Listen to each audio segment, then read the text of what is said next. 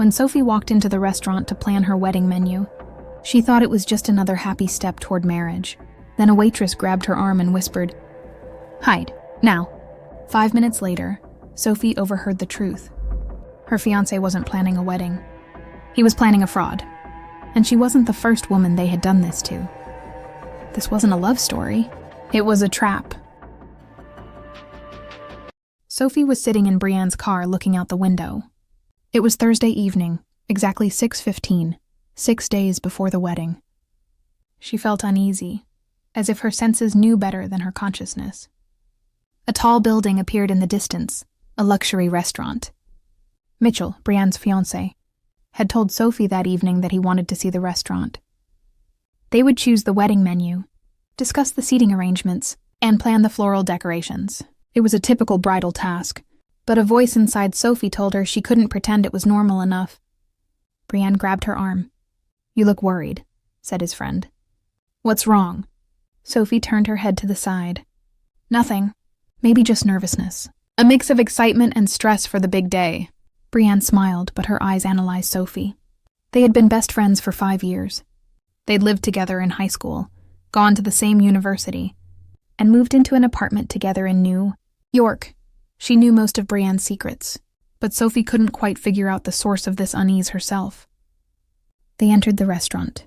The light was warm, the ambiance prestigious. Crystal chandeliers refracted dazzling rays hanging from the ceiling. Almost all the customer tables were empty. A weekday evening, a good time of day had been chosen. As the hostess waved her arm to warn them, a young waitress stopped them. This blonde girl in her 30s took Sophie's hand and pulled her by the arm. "I need to know who you are," said the waitress, her voice filled with fear. "Are you Sophie Marshall?" Sophie froze. How did this stranger know her name? "Yes, I'm Sophie, but I don't know you." "Is there a mistake?" The waitress's face was very pale. She had dark circles under her eyes, and her lips were trembling. She glanced around quickly, then came very close to Sophie and whispered, "I'll have to trust you. Right now, on the left side of the living room, after the living room door, there's a corner behind the antique wooden screen. You have to go there and not come out until I tell you to." What does this mean? "I came here to choose from the menu and—" "Please," the waiter's voice cracked. "There's no time for explanations. People will be here in a few minutes. I can't let them see you. Just trust me. Do you know, can you and your friend just pretend like it's an insignificant detail?" Brienne, he grabbed Sophie's arm. "Sophie, is this waiter crazy?" "We have to go." Sophie, who thought she'd faced everything in life, realized this fear couldn't be fake. Her intuition kicked in. She made her decision not through logic, but through instinct. "5 minutes, Sophie said. "Then I'm leaving. If this is a joke, you're going to be in serious trouble." The waiter practically dragged Sophie deep into the drawing room. Brienne lagged behind, following Sophie in astonishment.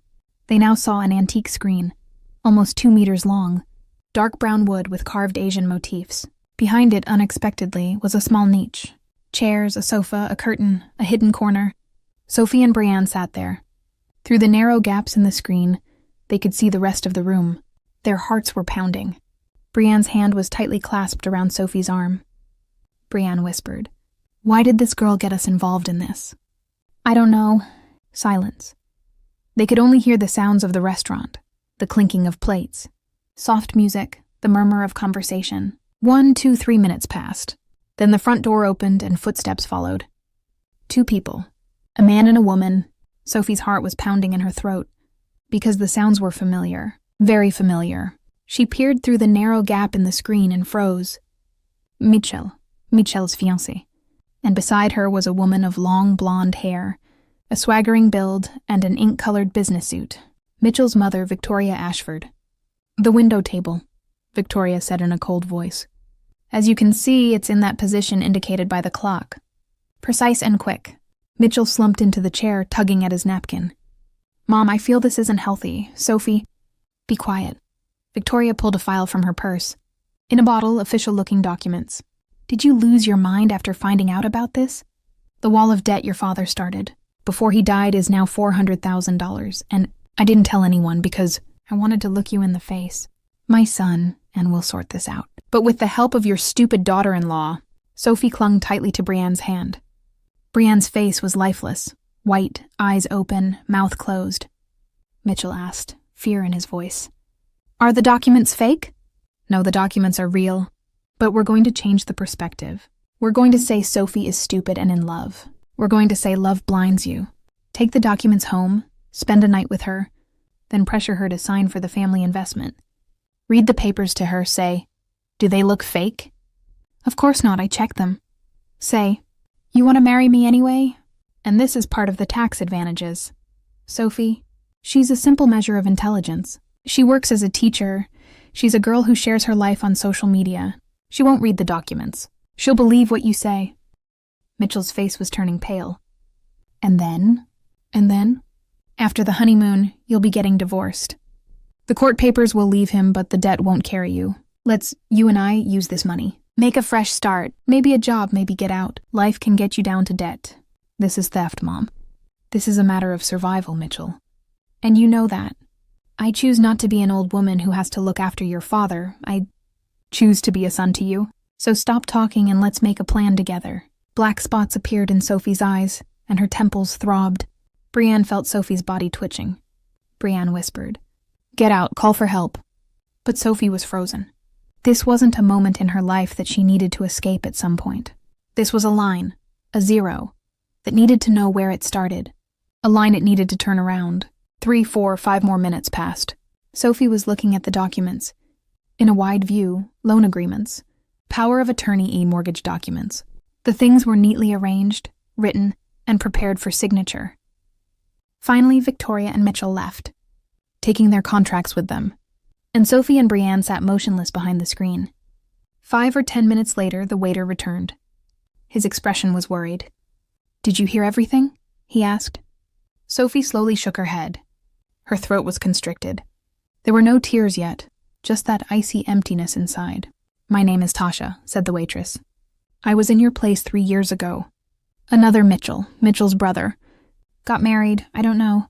Maybe his name is Ethan. But he still played the same game." Tasha sat down. She smiled with a strange sadness. "Come with me now. I'll get permission from the manager for a break. There's a staff room upstairs. We can talk better there." They went upstairs. The staff lounge, old furniture, a small kitchenette, a small sofa, a window. Tasha poured Sophie some water. Sophie couldn't lift her head, couldn't drink. Tasha started talking. 3 years ago, I was just a teacher too, living a rather modest life. Then Ethan introduced me, Victoria's other son. I fell in love with him. 4 months later, he got married. Victoria pulled out the same plan. But when I saw the documents, I was a little more cautious and started reading the contracts. Ethan grabbed me and said, "This is just a procedure. Don't be afraid," I signed. "And then, history?" Sophie asked, finally finding her voice. After the honeymoon, debts surfaced. $220,000. My apartment was foreclosed. I hired a lawyer, but I lost. The court ruled in Ethan's favor. We divorced 2 months later. I found myself another apartment, applied for assistance. I got a job at this restaurant, and I lost love and trust. Sophie felt heartbroken, but at the same time, subconsciously, anger was beginning to rise. What if I get married and sign these documents? "They'll do it again then," Tasha said. "But this time we could have gone to the police. We could have solved this. I want to talk to you, to help you, because Victoria and her family will continue to use this technique. There will be more victims." As the process unfolded, conditions began to change. The rules that were initially in effect lost their meaning. The new situation could not be managed with old habits. This incompatibility led to minor disruptions. As these disruptions accumulated, the picture changed. Some decisions had become mandatory. These decisions could not be postponed. The resulting consequences affected everyone. The direction of the process was now clear, and the possibility of turning back had disappeared. Sophie left her apartment. It was 8 a.m. Mitchell was still asleep in bed. The previous night had been ordinary. Pizza, a short chat, then bed. Looking at Mitchell's face caused Sophie terrible pain. Every touch felt repulsive. Every kiss felt tainted with lies. But she had to do what Tasha told her to do. Pretend. Act as if nothing had changed. Tasha had written the lawyer's name in her phone's notepad. Richard Novak. He specialized in divorce and fraud cases. Sophie, sitting on the bus, dialed the number with trembling hands. Hello, Richard Novak. I'll talk to you, said the male voice. My name is Sophie Marshall. I have a situation. I want to talk about a periodical case. Tasha DeLuca guided me. Silence. Then, I know Tasha. If Tasha sent you, it means it's a serious situation. Can you come to my office today? At 1 o'clock? Yes, he could have come. Richard Novak's office was on the 15th floor of the city's business district. His room wasn't large, but it was organized. Cabinets full of files, a computer on his desk, and a view of skyscrapers from the window. Richard himself was a man in his 60s, with gray hair, glasses, and a serious expression. Tell me, he said, ready to listen to Sophie. Sophie recounted everything. How she met Mitchell, how the past 6 months had unfolded, the conversation she'd overheard at the restaurant last night. She showed him photos of the documents, quick snapshots she'd taken with her phone from behind the screen. Richard took notes, nodded, and listened attentively. Then he took off his glasses and looked at Sophie. This is a very serious matter. Victoria Ashford was also involved in another case I dealt with a few years ago. A similar scheme. Sophie, you must answer my questions clearly and directly, because this will remain under attorney-client privilege. Okay. Did you sign the documents? No. Is there any evidence that Victoria and Mitchell were against the plan? I mean, Mitchell's resistance, his opposition? Last night at the restaurant, Mitchell said to his mother, "Isn't this fraud? Are the documents fake?" Victoria replied, "No, the documents are real. But we're going to change the perspective." Okay. Do you have a witness? My friend Brienne. She sat with me in the back of the car. She heard everything. Richard nodded. We need to make a plan. If Victoria brings you documents, you mustn't sign them, at least not knowingly. But to prove their fraudulent intent, we need to record their conversation. When I give you the electronic tracking device, we'll install a microphone on your phone. You'll leave your voicemail on. If Victoria comes to give you documents and get your signature, the device will record it. We also need your cooperation with the police. Police? Yes, because this is a criminal offense, fraud, obtaining signatures on fraudulently designed documents. We'll go to the police, show them the evidence, and request an investigation. But this process isn't quick. When is the wedding? 5 days later, Saturday. Richard frowned. Time is running out, but we can do it. Today you go to the police and give them the report, photos of the documents, and Tasha's statement. We'll start the process. We also need to check if there are any other victims. And other victims? Yes. If Victoria did this once, she probably did it more than once. The more victims there are, the stronger the case becomes. In court, we can say, this is not an isolated incident, it's a system. Sophie felt dizzy. Yesterday morning, she thought the problems were just a mistake a fiancé might make. Now she was learning that she was part of a system. At 3 p.m., Sophie and Richard went to the police station with Brienne and Tasha. The station was crowded, with no queue. They were greeted by waitress Mitchell, essentially a detective, a thoughtful woman in her 40s. Tell me what you know, he said. Sophie and Tasha, with Brienne's testimony, explained everything. Richard provided the evidence, photographs of documents, files from Tasha's previous case, and recordings from Sophie's phone. Detective Mitchell Ashford, a coincidental name, not to be confused with Mitchell. He took notes and took them seriously. This shows signs of mass fraud, he said. We'll need to organize an operation. Your responsibility is to invite her to collect the documents without arousing suspicion and complete the registration. The police will be behind us, in a hidden location. If Victoria wants to show forged documents and lies, then we'll act. Is the wedding nice? Asked Detective Mitchell. Sophie replied. Then let's have a Friday night. Make up an excuse to get your documents. Are you going to make a tax office appointment? A dentist appointment, something? Call Victoria. Convince her to bring the documents. There's a conference room marked with a note downstairs. You'll meet there. The police will be hidden there. Sophie shook her head. The salty taste in her mouth intensified. The more frightened she became, the more she understood that this meant it was real. What was happening didn't seem to be part of a specific plan. However, over time, a pattern emerged. This pattern arose spontaneously. No one consciously directed it. But everyone adapted to this pattern. The adaptation process disrupted some balances. By the time this disruption was noticed, it was too late. The new balance was different from the old one. Now the conditions had changed, and it was necessary to act accordingly. On Friday morning, Sophie, with trembling fingers, called Victoria. The woman answered, her voice cold.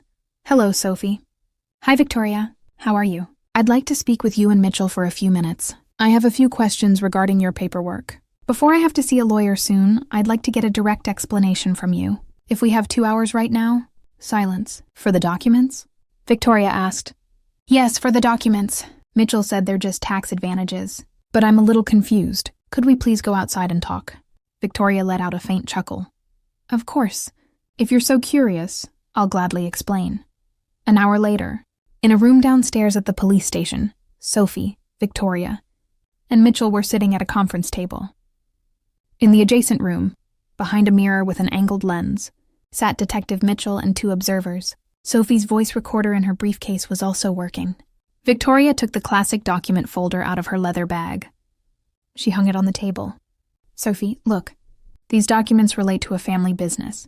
After you and Mitchell get married, you become part of the family. According to tax laws, founders must also be represented by family members. These documents record the transfer of ownership in your name." Papers. Simple, that's all. Sophie began to open the documents. Her eyes glanced at her phone, which she kept under the table, and she was taking photos of the pages. "But are there any loan agreements here?" he asked innocently. "Why would there be loan agreements inside a family business document?" Victoria frowned. "Oh, this. Yes, the company took out a loan, and if you're a partner, that loan might involve you too. For the tax authorities, partners need to know about their loan responsibilities. It's standard procedure, dear. Why is my apartment listed as collateral?" "Because..." Victoria changed her tone. It was no longer gentle. It was sharp, cold. "Because that's what it's written. Look at the table, Sophie. Sign the documents and finish. Mitchell said I wanted to delay this process for a few days, but I don't have time to wait. Sign the documents." "What if I don't sign?" "If you don't sign," Victoria said, holding Daniel's hand, "then your and Mitchell's marriage could be annulled. You'll be erased from the records. I don't expect you to feel gratitude just for one girl. Family values, Sophie. You want to be part of the family, don't you?" Sophie's heart was beating fast. "I want to read the documents," Sophie said. "I want to understand exactly what I signed." Victoria held the folder again. "No, go to the signature page. This is what you need to understand. I trust you, and you must trust me." Next, in the adjacent room, Detective Mitchell gave the signal. 2 police officers opened the conference room door and entered. "Victoria Ashford, Mitchell Ashford, you have been detained on suspicion of fraud and preparing permits with fraudulent design." Victoria jumped up from her chair and shouted, "This is a mistake!" But the police, with professionalism, handcuffed them both. Mitchell stared at Sophie with a frozen expression. He tried to open his mouth, but no words came out.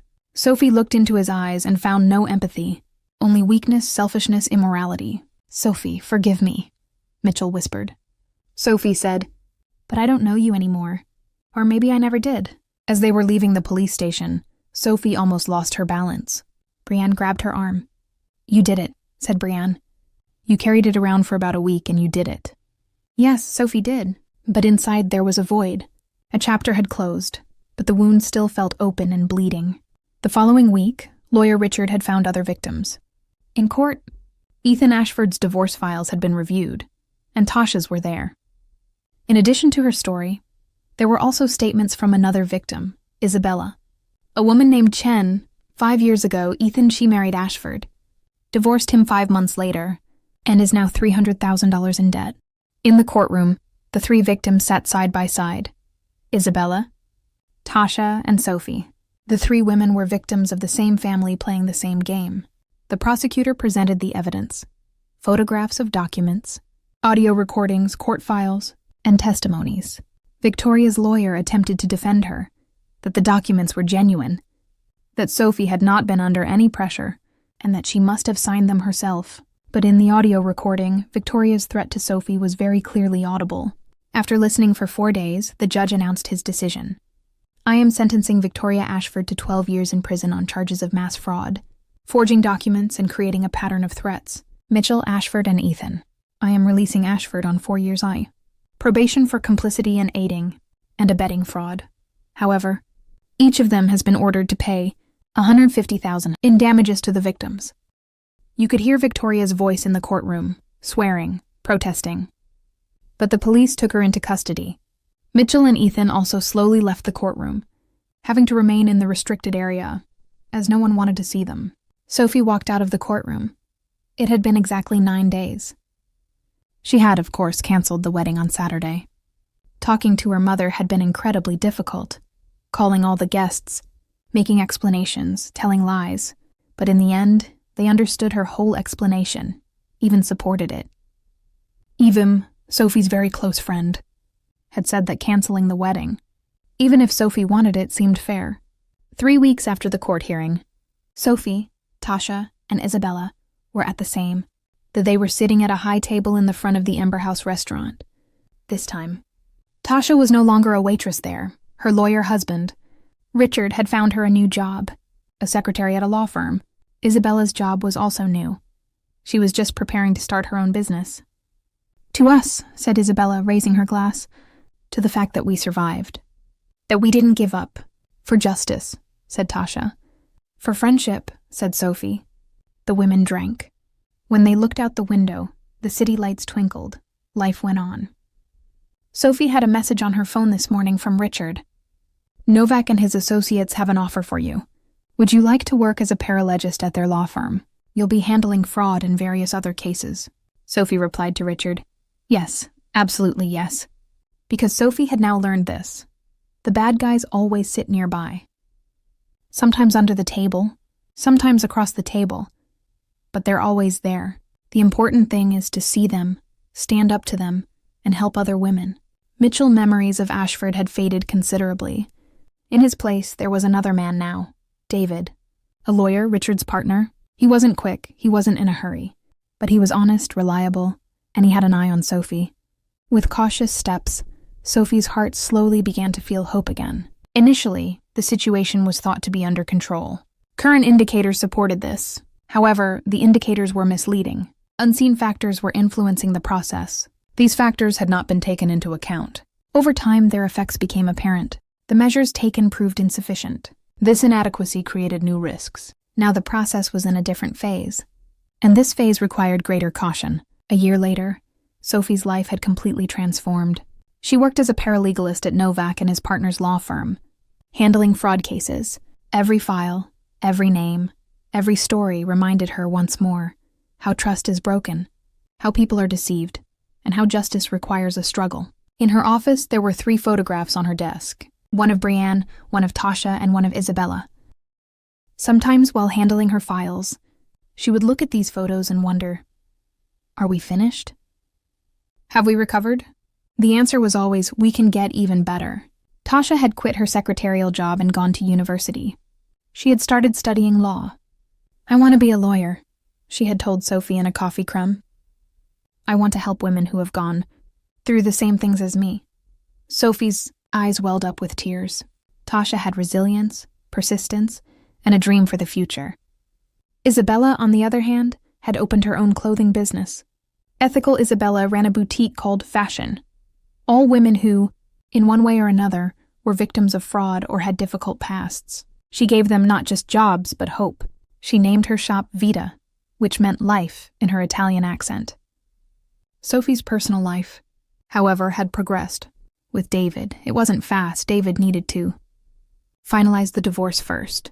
Then Sophie needed to fully heal her broken heart. But the slowness, for once, wasn't felt as a weakness. Instead, it was felt as resilience.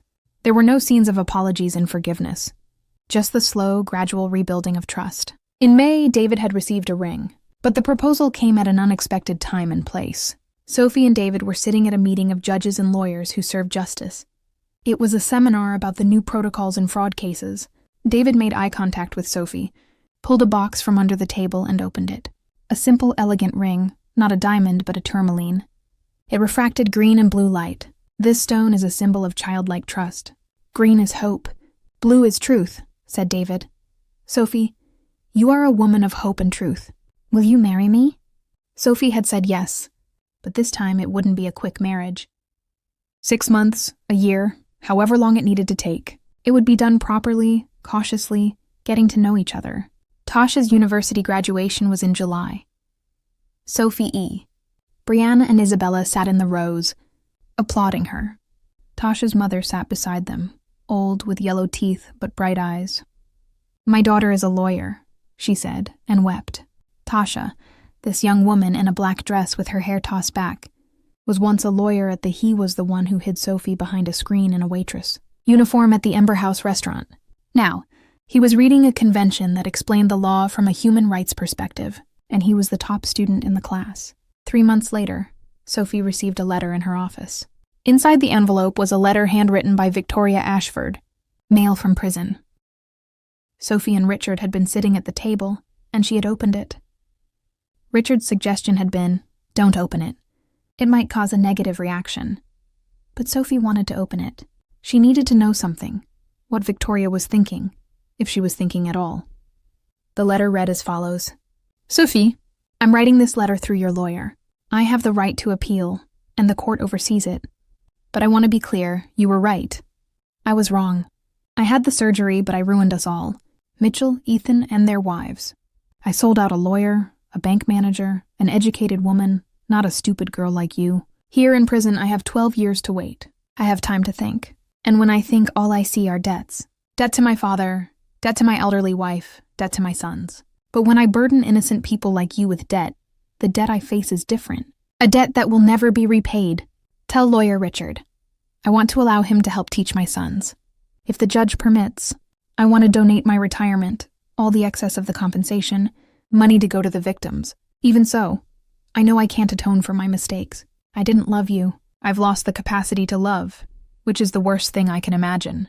Maybe I can regain that capacity in prison. I don't know. All I know is this. You are strong. Brienne is strong. Tasha is strong. Isabella is strong. And while I spend my time in prison, you will heal, you will succeed, you will be role models for young girls.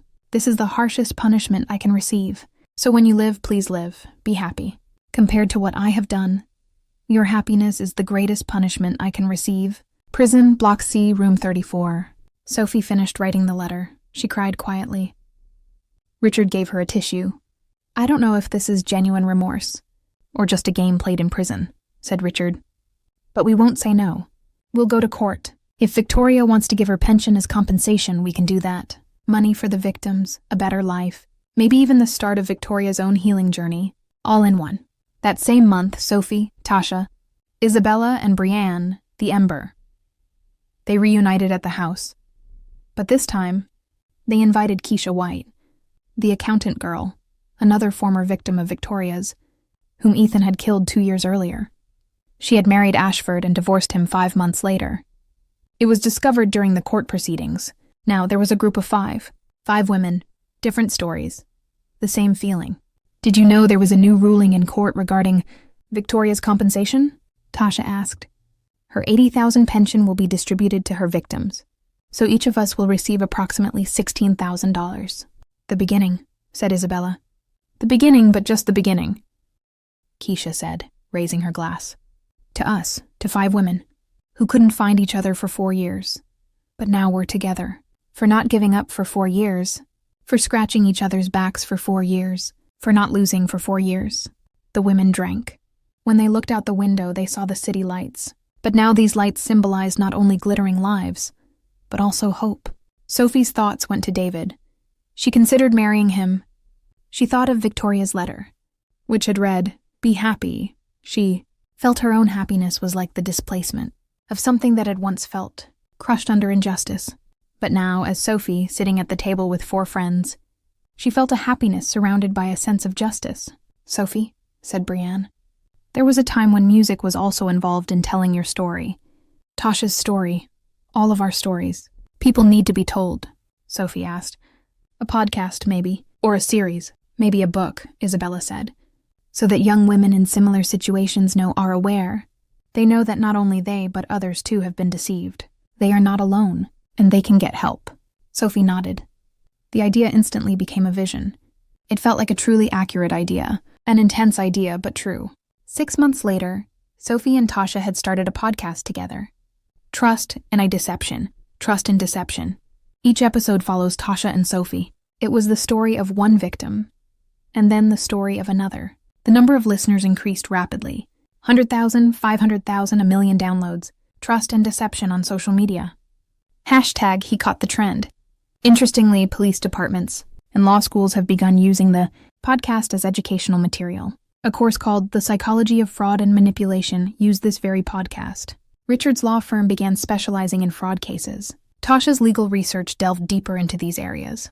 Isabella's Vita boutique launched the Empower Through Fashion project. 10% of all sales at the store were used to support women who had been similarly scammed.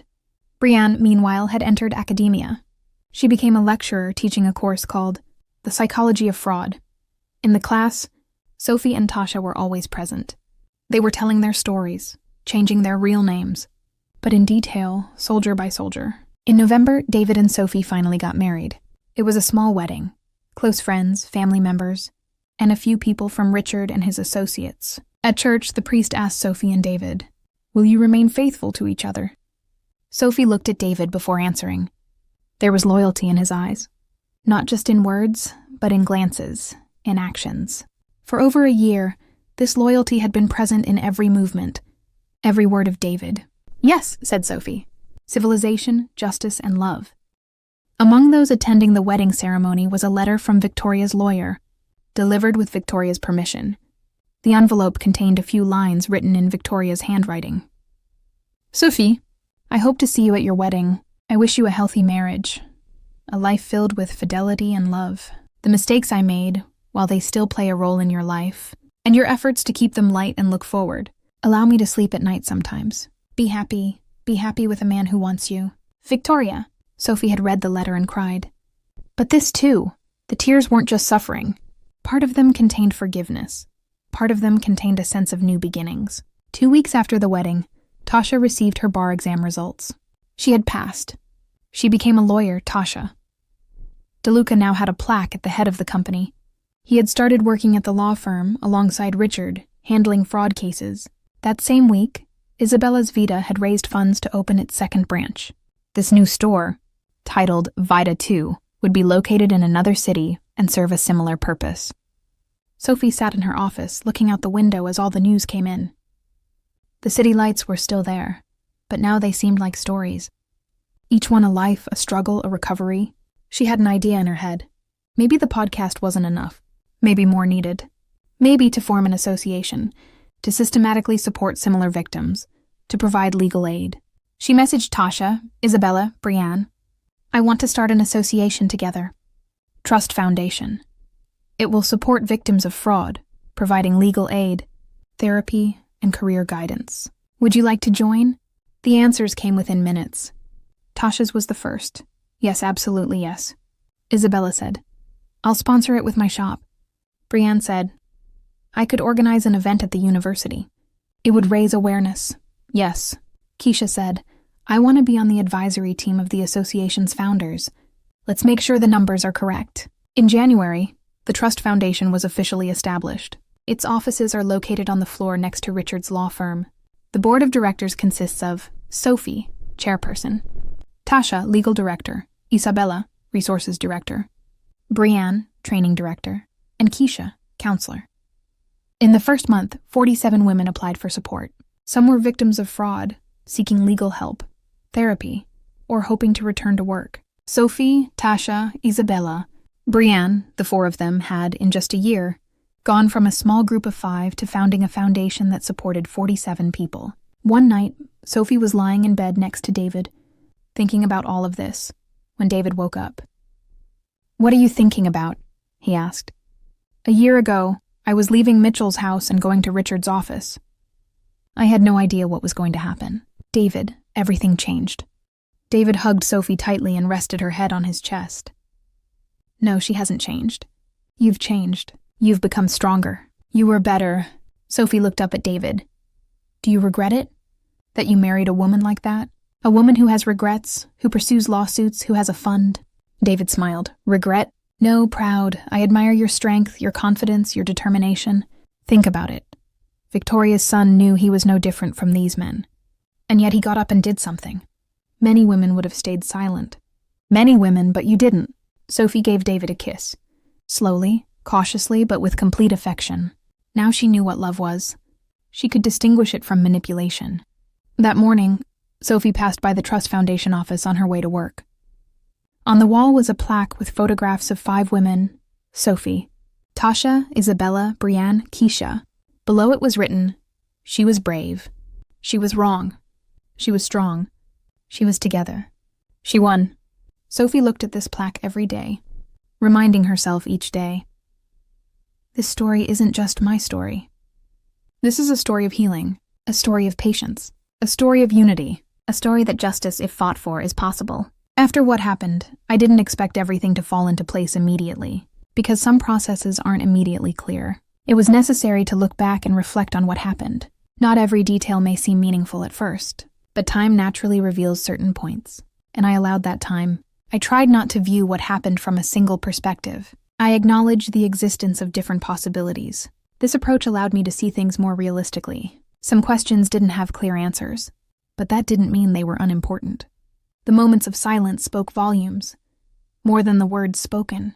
It wasn't easy to notice this silence, because conventional narratives are usually loud and clear, but here, the meaning was hidden in the pauses.